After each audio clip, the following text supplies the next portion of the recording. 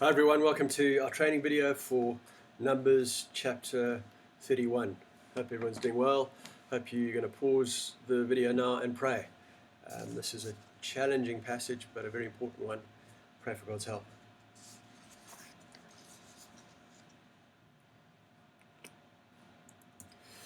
Okay, here's our sort of overview of the book of Numbers.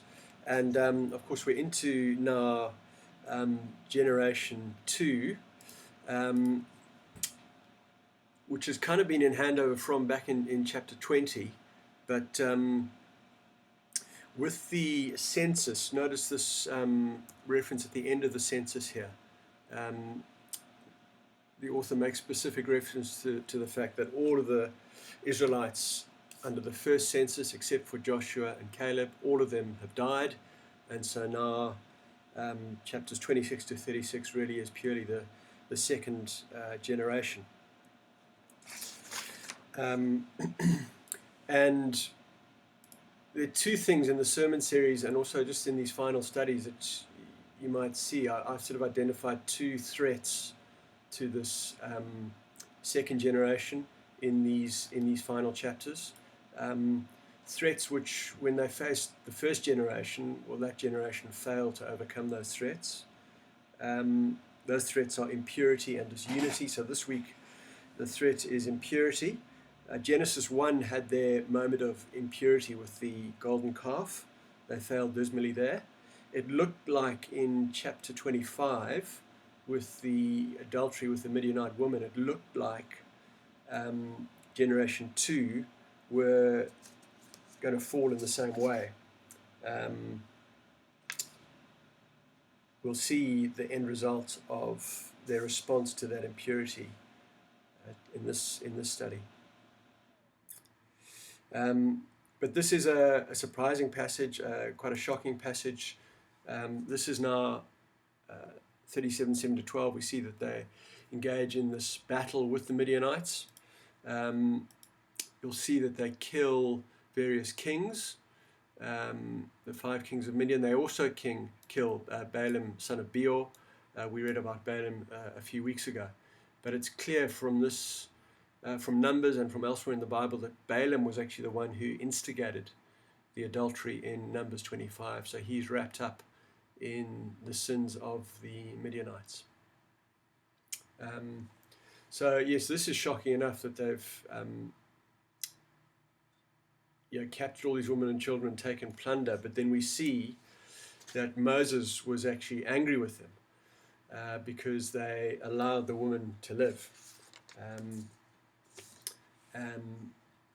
Now he gives the reason for killing them here, and we'll think more about this in a bit, but it is, to many in your groups, this will be a shocking passage. How can a God of love be behind this? How can he be behind the slaughter of women and small boys? So just a few general comments here. I'll send an article out by Justin Taylor, which is a good summary article on some of these things. But just a few points to make, just as we come to any of these genocide type passages in the Old Testament.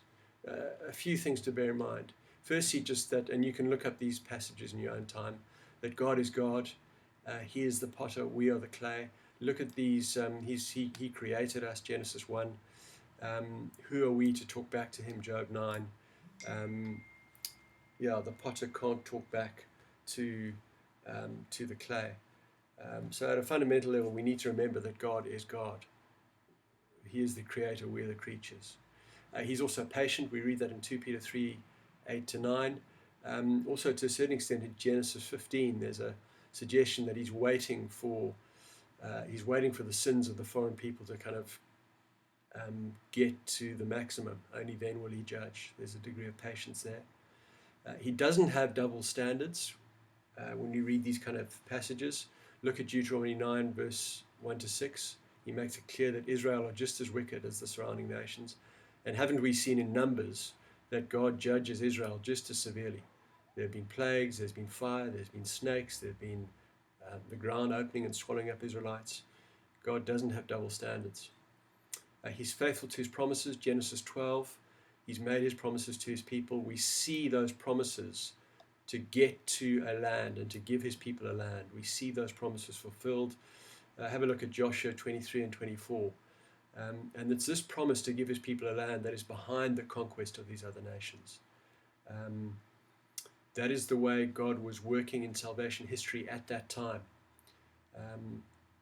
He knew that the salvation of the world would come through his people, and he needed to raise up a people and give them a land, and they would be the light to the surrounding nations. But also the people that were being conquered and driven out were evil. Look at these verses and see the descriptions of evil. Part of the conquest is not just giving his people a land, but God actually opposing the evil of the nations. And historians and other parts of the Bible just give a hint as to just how wicked these nations were in terms of awful slavery and child sacrifice and temple prostitution. And these weren't purely innocent people that God was driving out and conquering.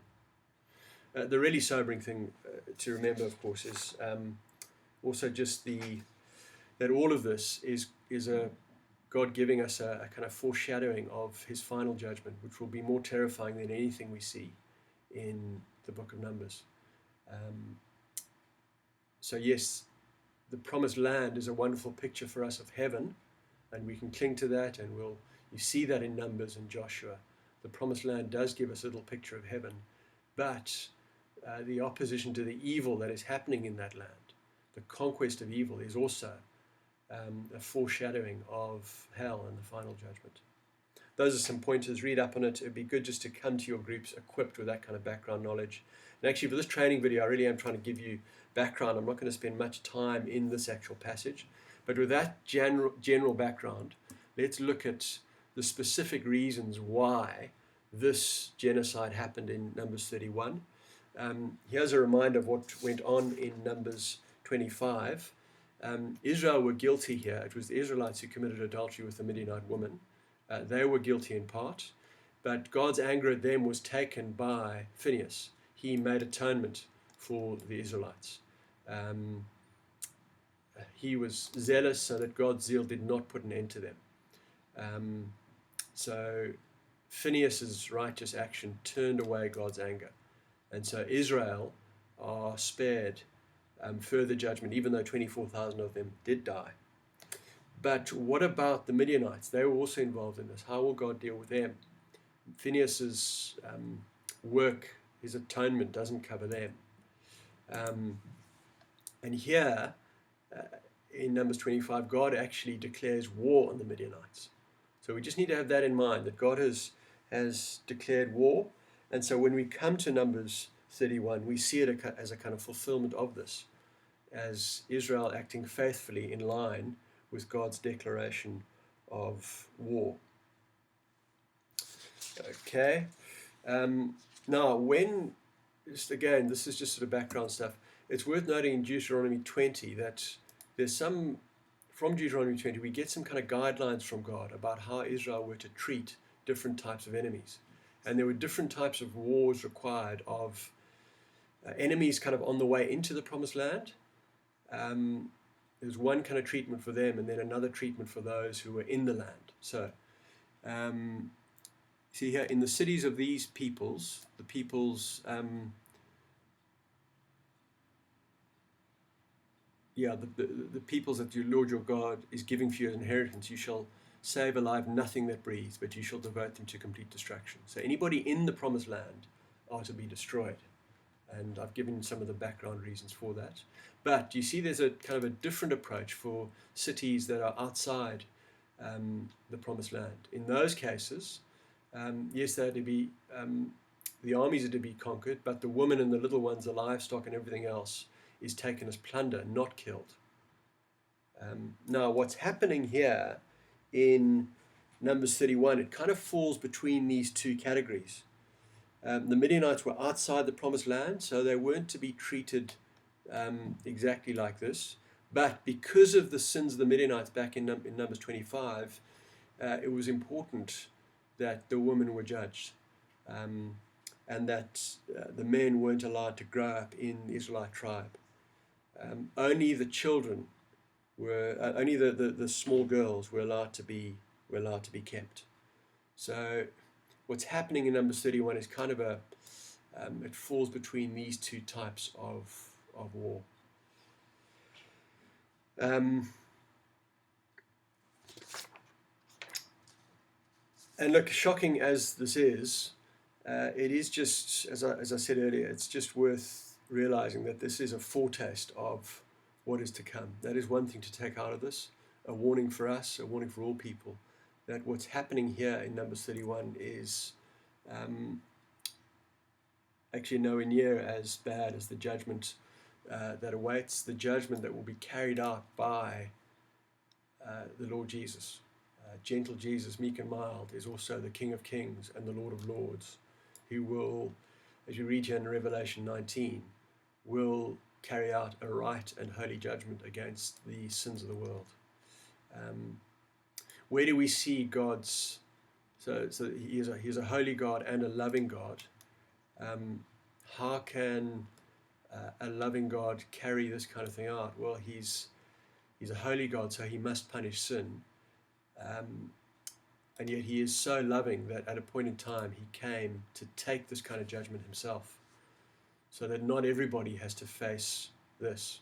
Those who put their faith in his Son and the atoning sacrifice of his Son, who went through God's judgment, who went through hell, who was destroyed for us. Those who put their faith in him will not face judgment.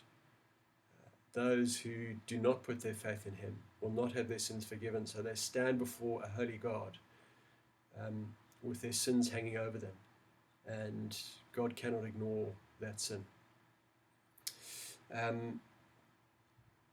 The other thing to bear in mind, of course, is that as we read of these genocides and holy wars in the Old Testament, we need to remember, of course, that they are not models for us as the church today. Just a reminder from Paul's words in 2 Corinthians. As I mentioned earlier, God's plan of salvation was working itself out through the nation of Israel at that point in time. It involved physical wars and physical battles and a physical land. But Jesus has fulfilled the land. Jesus has conquered Satan. Jesus has left us his gospel of victory that we share with people. And so today, we heed Jesus' words to love our enemies and speak the truth in love. And as Paul says here, though we live in the world, we do not wage war as the world does. The weapons we fight with are not the weapons of the world. On the contrary, they have divine power to demolish strongholds. We demolish arguments and every pretension that sets itself up against the knowledge of God, and we take captive every thought to make it obedient to Christ. And we'll be ready to punish every act of disobedience once your obedience is complete.